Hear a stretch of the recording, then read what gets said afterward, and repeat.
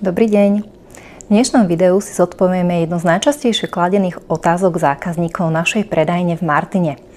A to je, aký je rozdiel medzi sladkovodnou perlou a morskou akoja perlou. Ak z porovnávania vynecháme Edisonové perly, ktoré sú pestované ako morské perly, a budeme brať do úvahy iba klasicky pestované sladkovodné perly a morské perly, môžeme pozorovať nasledovné rozdiely. Tu máte možnosť vidieť sladkovodnú perlu a akoja perlu. Na prvý pohľad sa môžu zdať rovnaké, no poďme sa pozrieť do ich vnútra, aby ste videli hlavný rozdiel medzi týmito dvoma druhmi perál.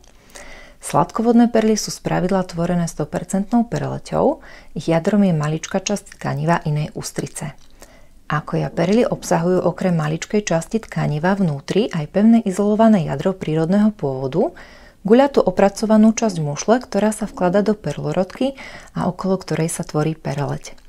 Tento spôsob pestovania perál umožňuje morským akoja perlám dosiahnuť takmer dokonalý sférický tvar, no oproti sladkovodným perlám má perleť hrúbku len niekoľko desatín milimetra.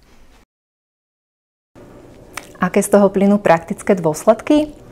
Sladkovodné perly vzhľadom na ich hrúbku perlete odporúčame skôr na každodenné nosenie a morské akoja perly na vzácne príležitosti.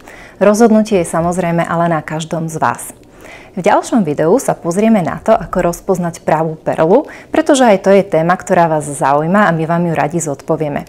Majte sa zatiaľ krásne a vidíme sa pri ďalších informáciách zo sveta perlových šperkov. Dovidenia.